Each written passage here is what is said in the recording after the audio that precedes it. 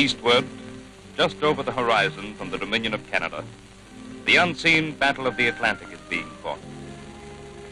Just so, all winter long, the ships have come and gone, quietly and steadily into the Canadian harbors, quietly and steadily out again. Yet they come over the horizon from danger, and when their smokestacks drop out of sight on the long voyage home, they know not where or when the peril will strike.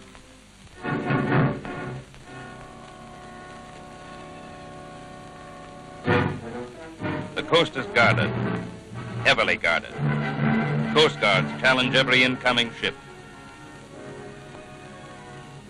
Stop! Who are you? I am the Manchester Progress, registered at Manchester, outward bound from Liverpool, 5,600 tons and A1 at Lloyd's. Boarding officers examine and make sure.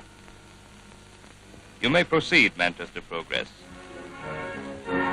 Ahead lie the booms, sea gates of defended ports. Night and day they open and shut for the Manchester Progress and all her brave kind.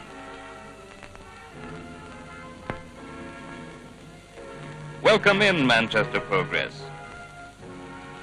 The dockmaster will see to your needs, and Pier 21 is ready for you. Welcome all other merchantmen. Feel against your plates the relief of quiet and friendly waters.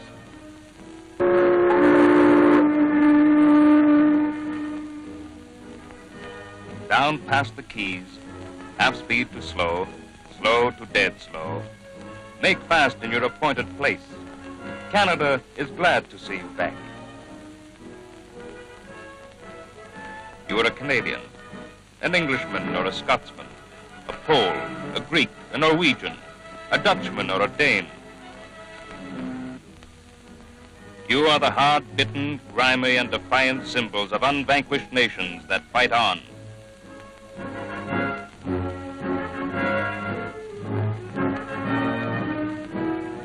In from the same Battle of the Atlantic come other ships, the ships of the Navy.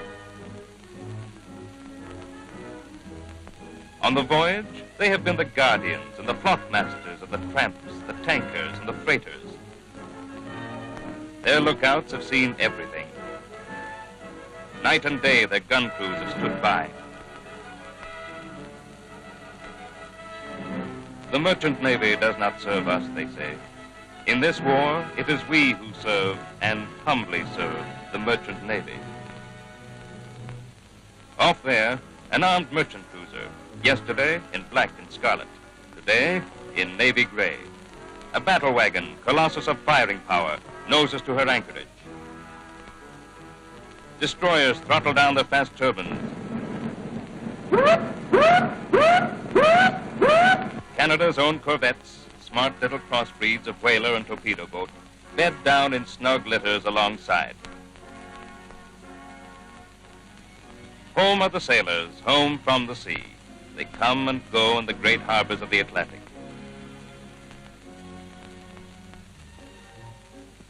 The merchant seamen come ashore, and after them, the Navy men, from a battleship, from a cruiser, from an aircraft carrier.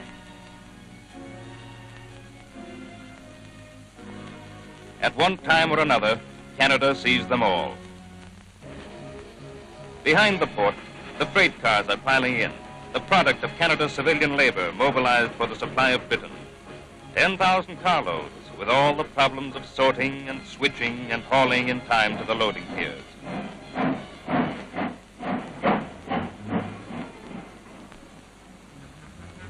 The tempo of the port quickens. Duty boats chug from ship to ship. Bunting breaks out on the halyards as the signalmen declare washing day, and washing day spreads like a rash across the harbor. Oil pipes are connected. Let her go! Refueling begins. Ship stores go aboard. Turning around, they call it. And turning around means renewing all the supplies of slops and victuals, fresh tack and hard tack, barrels of oil and barrels of rum which men and ships need at sea. Flour for the ship's bakers and the daily bread of 1,000 men. Milk from Canadian farms for tea in the cold night watches.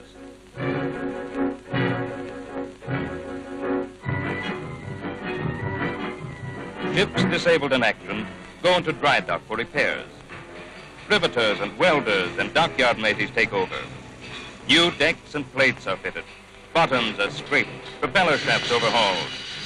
Behind Canada's harbors lies the other half of her maritime power, the shipbuilding and construction units, converting the old, building the new.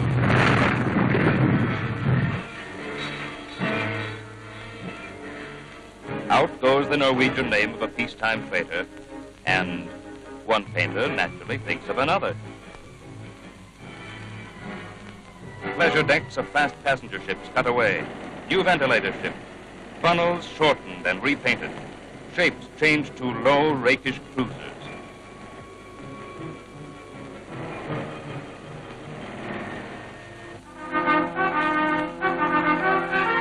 More ships for the Battle of the Atlantic, but also more men. Tough men from all over, men who know the sea already and are coming up for more, men who will be new to it, men who have never seen the sea. Behind Canada's harbors, they're in training. The order action, the whole of the gun crew, moving at the rush, will clear away all obstruction in the way of working the gun. Detail, action, send act, ease. At the order action, the whole of the gun crew. 5 and 6, renew the security chain.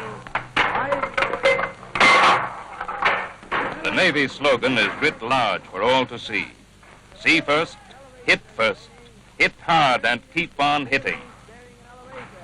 Here, a school of mathematics for the torpedo men, the scientists of the Navy.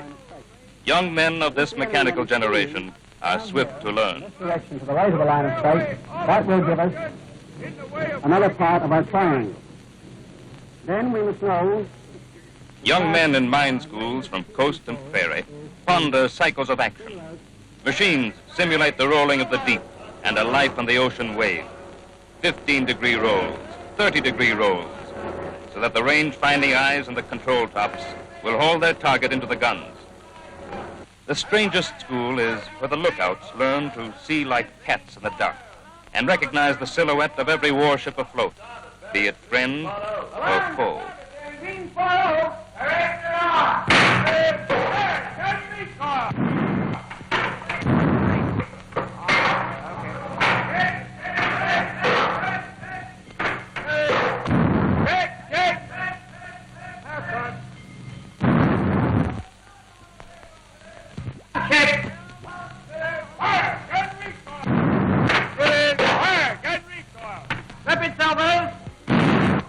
Out on the harbor in the daylight, loading is in full swing. Down to the bottom of the hold goes the heavy stuff. After the metals, the crates of trucks and tools and parts. And into every nook and cranny, the bacon and the flour bags for the bombed-out mills of the Thames.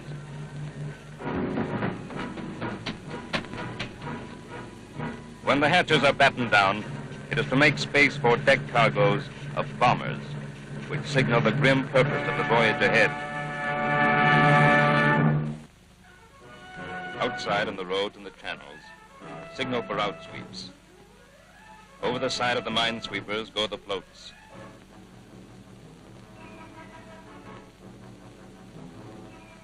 Life belts on, lookouts posted, signals hoisted for sweeps out to port. Float working astern, keeping the right depth on the trawling wire. Working in formation, the minesweepers guarantee the fairways against the peril of lurking mines. Now the captains are in conference, 50 and more, assembled to receive their sailing orders from the Naval Control Officer, the captain of the ocean escort, and the commodore of the convoy. Now, I'd like you to take careful note of the silhouette of my ship. Familiarize yourself with her appearance. It's important. Your stern light must be properly guarded, because if you get heavy seas and start rolling, it'll show. From dusk to dawn, remember, there must be no lights. They've left their uniforms aboard, as merchant captains will. But they're the salt of the earth and the sea. Theirs is the quiet bravery which demands that when death threatens, they are the last to leave.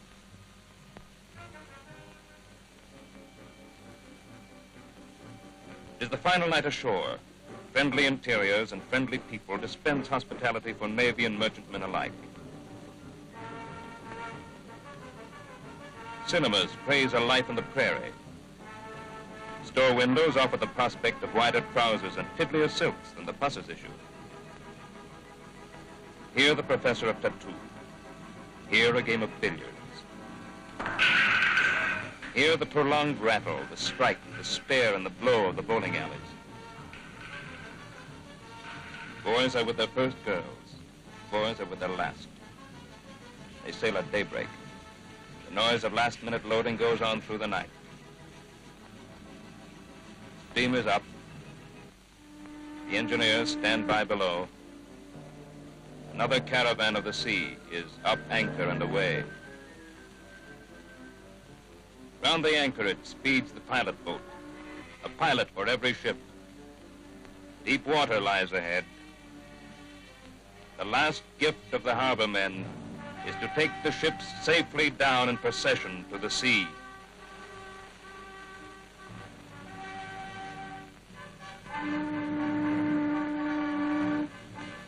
The airmen who will guard them over the horizon take off and sweep seaward.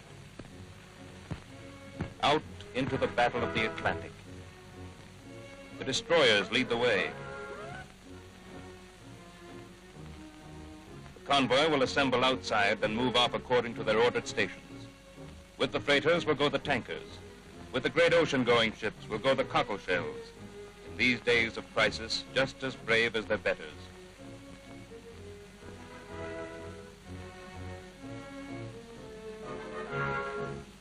The bombers stand out against the passing sky.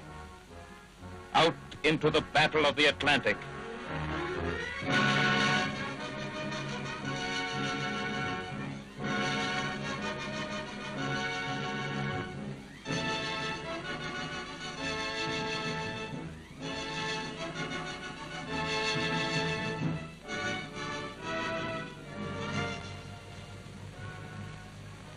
The lords of the sky look down upon the painted ships on a painted ocean.